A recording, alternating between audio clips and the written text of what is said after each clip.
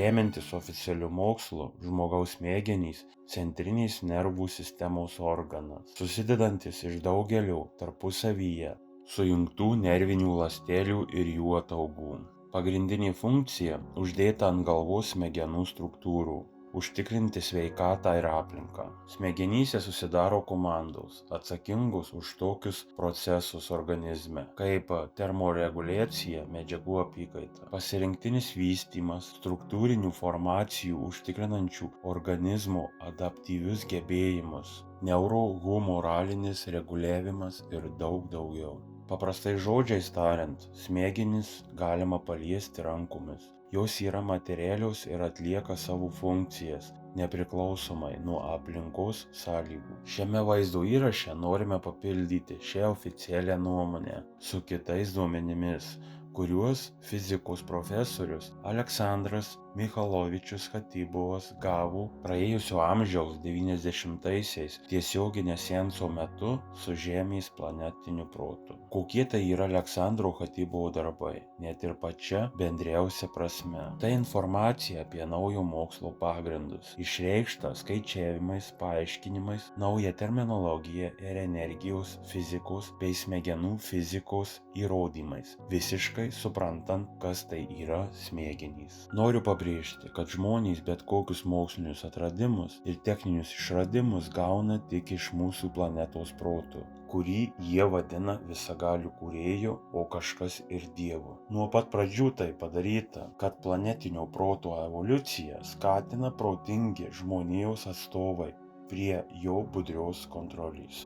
Mūsų planeta gyvas protingas organizmas ir ji dabar randasi pirmajame savo evoliucijos etape, kuriame būdingos tokios planetinio proto tobulumo dažnių diapazonas, kaip nuo 2 iki 512 laipsnyje virpesių per sekundę. Tiesą sakant, žmogaus smegenys tai sujungtos kelių erdvės energetinių struktūrų būsenos ir tik viena iš jų materiali, apribota diapazonu, nedaugiau kaip 2-64 laipsnyje virpesių per sekundę dažnių. Likusios smegenų struktūros nematerialios ir turi daug didesnius dažnių diapazonus. Valdymo hierarchija kosmose paprasta. Žemesnių dažnių diapazonai negali valdyti aukštesnių. Mes tvirtiname, kad smegenų energostruktūros tai elektriniai konstruktai fotonų pagrindu, esantys šaltos plazmos būsenoje, valdomi magnetiniais impulsais ir palaikomi gravitaciniais potencialais iš išorės, konkrečiai planetarinėmis valdymo struktūromis. Dabar ekrane galite pamatyti žmogaus smegenų energetinių struktūrų konstrukciją. Ji vadinama dedokaedrinė sfera. Prisiminkite šį žodį, nes ši energostruktūra yra planetų ir galaktikų pagrinde. Ir bet kuris žmogaus vidaus organas taip pat kontroliuojamas savo dodekaedrinėje sfera. Dydis, funkcijos ir veikimas bet kurio žmogaus organo priklauso nuo informacijos įdėtos į įvairius sferos elementus ir žinoma nuo valdymo ir žmogaus smegenų pusės. Pažvelkime kartu į keletą taip vadinamų stebuklų, pavyzdžiui, parodančių smegenų energetinės struktūros buvimą. Ant ikonų ir statulų krikščioniškose bažnyčiose mes su jumis galime pamatyti tam tikro švytėjimo vaizdą aplink žmonių galvą. Šis švytėjimas vadinamas aureolė. Šventųjų aureolės gali būti įvairių formų – ovalios, apvalios, trikampiais, šešiakampiais, blyksnių, ugnies ir daugelio kitų formų pavidalų. Tokį švytėjimą ne kiekvienas žmogus gali pamatyti. Žmogaus regėjimo galimybės yra neberibės ir užima nedidelį dažnių diapazoną. Viskas, kas yra už žmogaus regėjimo galimybių ribų, gali būti matoma tik smegenimis. Taip, nenustebkite, ne visi turi galimybę matyti savo smegenimis. Tačiau jei žmonės turi aukšto dažnių diapazono fragmentus savo smegenų viršijančių nuo 2 iki 64 laipsnyje virpesių per sekundę, jie gali pamatyti daug daugiau nei šiuolaikinių žmonių galimybių slenkstis. Taip, vadinamosios aureolės yra kiekviename žmoguje vienokio ar kitokio laipsnio. Tai tik žmogaus galvos atspindys šviesos dedokaedrinės sferos darbo suvokimu. Pažiūrėkite, kaip tai atrodo. Štai iš kur atsirado karūnos ant valdovų galvų. Senovės valdovai turėjo matomą galvos švytėjimą, jiems nereikėjo karūnų. Žmonės, kurie matė tokį švytėjimą, suprato, kad priešais juos labai išsivystęs žmogus, turintis teisę įsakyti. Negana to, tie senovės valdovai buvo labai aukšti, nuo 3 iki 5 metrų ir daugiau. Ne veltui jie buvo vadinami jūsų ekscelencija, jūsų didenybė ir jūsų aukštybė. Tai jie buvo taip vadinamieji patricijai. Vėliau šių valdovų palikuonys pakeitė juos, kurie taip pat buvo aukšti, bet nebeturėjo tokio ryškaus galvos švytėjimo.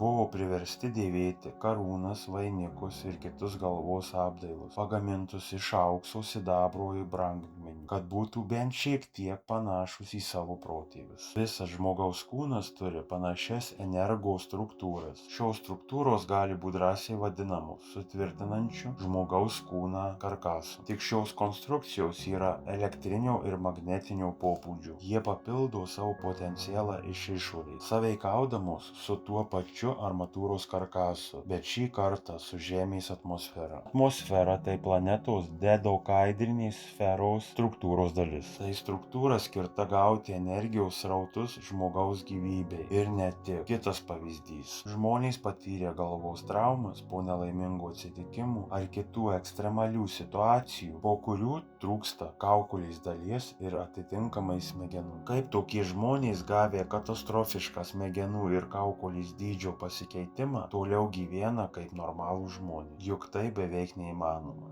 Kai kurie žmonės kaukolėje visai neturi smegenų arba viduje yra kažkoksai skystis, tačiau jie taip pat gyvena visiškai normalų gyvenimą. Daugelis žmonių gyvena tyliai, kaip normalūs žmonės, tačiau jie miršta nežinodami, kad jų galvose nėra smegenų. Tai atranda jau tik patologų anatomai. Pasirodo, kad žmogaus smegenų energo struktūros turi galimybę valdyti organus ir sistemas, net ir nenaudojant materialių smegenų, kurios gyvena kaukolės šarme, per tiesioginę sąveiką su galvos dedokaidrinė sfera ir tomis pačiomis vidaus organų sferomis, tik mažesniuose dažnių diapazonuose. Žmogus energoinformacinė valdymo sistema, kuri gauna informaciją ne tik iš planetos Žemė, bet ir iš galaktinių struktūrų. Kaip konkretų pavyzdį galima pranešti, kad magnetinių dalelių ir fotonų išlekiančių iš Saulės srautai nuolat prisotina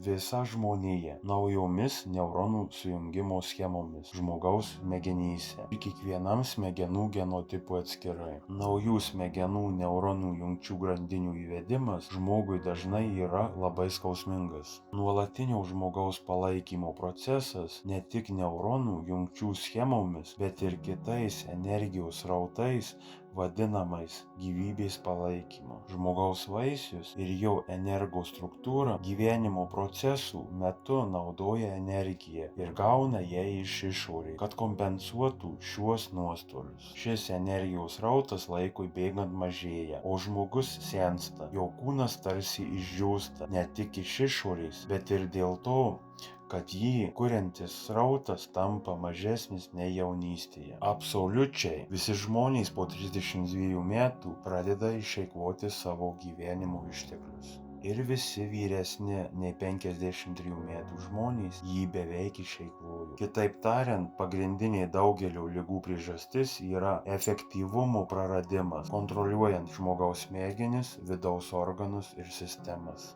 Visi ligoniai iš esmės serga tik todėl, kad išnaudojo savo gyvybės palaikymo išteklius. Šį gyvybiškai svarbų šaltinį sunku papildyti energiją jauno organizmo lygiu dėl kritinių valdymo klaidų sukauptų laikui bėgant.